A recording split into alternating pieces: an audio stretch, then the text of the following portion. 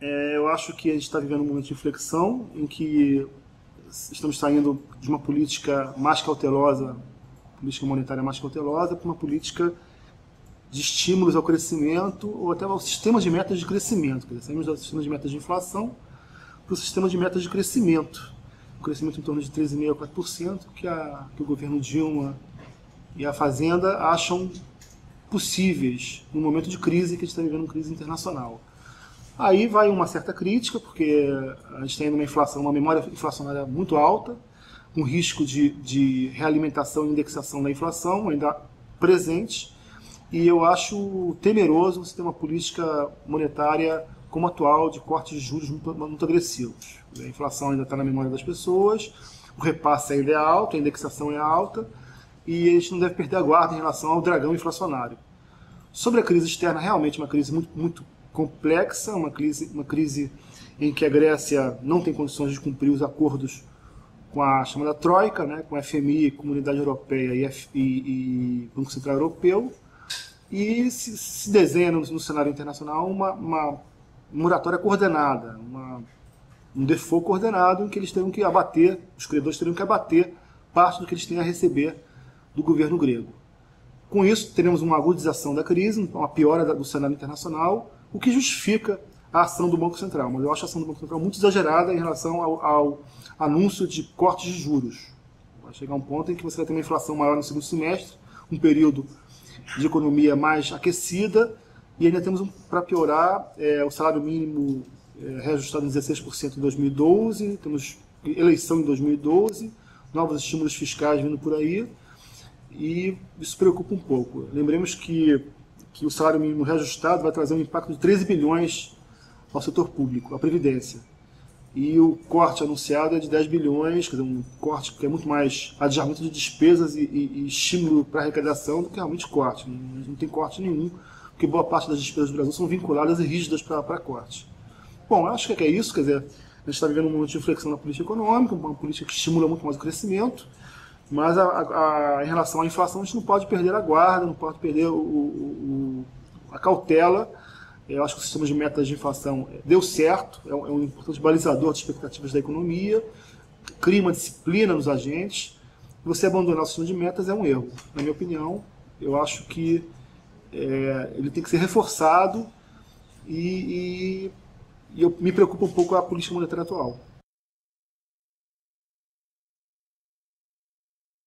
Sobre a crise que a gente está vivendo atualmente, o que se observa é o fim dos anos dourados do capitalismo, do welfare state, né, da sociedade de bem-estar social, que viveu 60 anos, desde 40, 60, 70 anos, desde 40, o melhor dos mundos, né, que houveram umas crises localizadas, mas se esgota um modelo de welfare state, de previdência social, de excesso de direitos, com todos os países da Europa vivendo uma situação de dilema, né? Precisaram estimular as economias na crise de 2008, mas já tinha uma situação fiscal muito delicada. E agora estão aí sem capacidade de rolar das suas dívidas, próximos a um default e até ao fim do euro, o que pode ser de consequências nefastas para a economia mundial.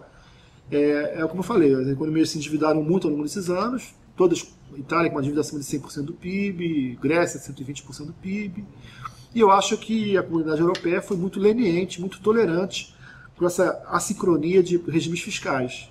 Haveria de ter uma convergência macroeconômica, regime fiscal com déficit de 3% do PIB no máximo e 60% de dívida. Todos esses países estouraram esses limites. E agora estão os patinhos feios da história, que é a Grécia, a Itália, Portugal e aqueles pequenos países dos Balcãs também que querem entrar na zona do euro, totalmente incapacitados de voltar a crescer, porque tem que cortar gastos, tem que fazer ajuste. Se discute se realmente deve-se cortar gastos nessa situação, mas tem que cortar gastos. Não se pode... até seria bom estimular crescimento, mas primeiro tem que fazer o dever de casa, tem que ter uma casa arrumada, né? Não pode estimular o crescimento com dívida nas alturas, enfim. Mas esse é um dilema que a Europa vive. Ela tem que cortar gastos já crescendo muito pouco ou até não crescendo, em recessão. Esse é o grande problema político da região. E me chama também muita atenção a leniência das lideranças europeias, políticas, em relação a isso. Quer dizer, tudo é muito negociado, muito discutido, mas existem certas crises que não esperam, né? Hayek falava muito isso. Hayek falava que o problema da democracia é que você tem que negociar muito. E negociar, você perde tempo. Né? Você perde tempo em situações, às vezes, que são situações limites, que você não pode perder tempo. Numa situação de uma crise como essa, em que há um espalhamento de pânico, se você ficar querendo negociar muito, o pânico se instala e aí tem profecia autorrealizável na tela. Quer dizer, aí a crise piora mesmo pela própria lentidão das decisões dos governos e dos políticos. Esse é um problema da democracia. O excesso de negociação nessas horas atrapalha, né?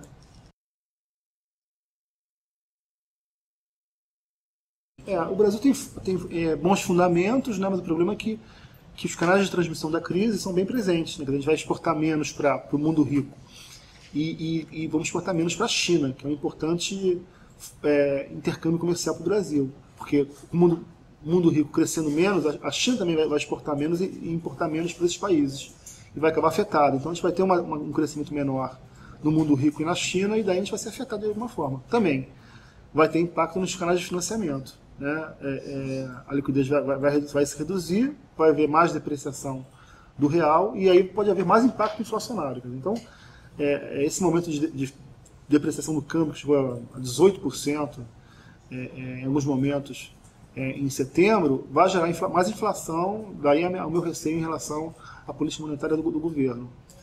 A crise está aí, está instalada, o tal do double switch, quer dizer, a possibilidade de uma recessão forte na Europa e nos Estados Unidos. Os Estados Unidos já está caminhando para isso, a Europa também. E é isso aí, um crescimento menor do mundo impacta o Brasil, não tem jeito. Quer dizer, menos canais de financiamento, menos fluxo de comércio, menos demanda externa, e não tem jeito. Quer dizer, a gente vai crescer menos também. Em 2012 e 2011 já é dado mais ou menos 13,5% de crescimento.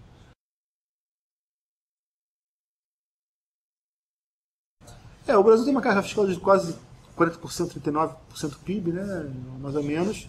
É uma carga fiscal em que você tende a gerar a tal elisão fiscal, as pessoas tendem até a burlar os mecanismos de arrecadatórios, porque chega um ponto que é sufocante para as pessoas continuarem pagando imposto. Então eles querem criar a CPMF para jogar na saúde. O problema não é mais o imposto, como esses recursos são alocados, são recursos mal alocados, mal distribuídos, com muita corrupção no meio do caminho. Já é colocado que existem estudos falando que a corrupção impacta diretamente na economia brasileira, isso é uma realidade. Então o problema não é a falta de recursos, é a má alocação desses recursos. Os recursos são mal distribuídos e mal usados. Você tem mais casos, a mídia divulga isso diariamente, de equipamentos hospitalares abandonados, ambulâncias nos pátios, novinhas, enfim. Então é a má alocação de recursos. O Estado, enquanto alocador de recursos, ele não é eficiente. E aí torna a situação um pouco mais complicada. Não é por falta de recursos que a saúde está mal, é por má alocação, né, de recursos, na minha opinião.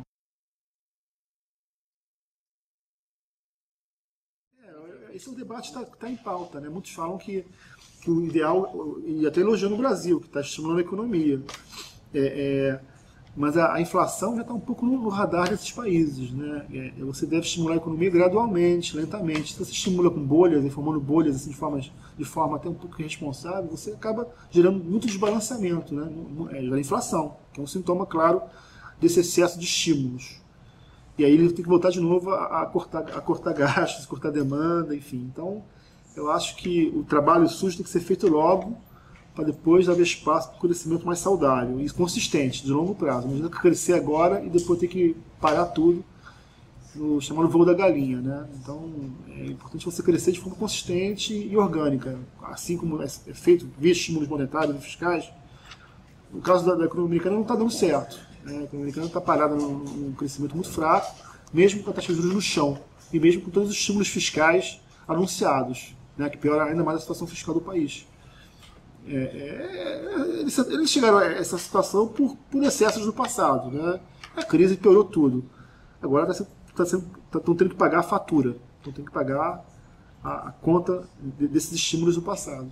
Então a gente está correndo risco de ter esse voo da galinha no Brasil. O Brasil ele tem inflação no radar. Não adianta você estimular a demanda com livros de repasse no câmbio, com repasse de indexação. Então você tem que primeiro arrumar a casa, então, fazer um ajuste fiscal consistente de longo prazo, não curto prazo, como vem sendo feito nos últimos anos. Aí tem que fazer das reformas. Né? Para pensar num equilíbrio fiscal de longo prazo, você tem que pensar nas reformas tributárias, previdenciárias. E isso o governo não quer enfrentar, né? Não quer encarar.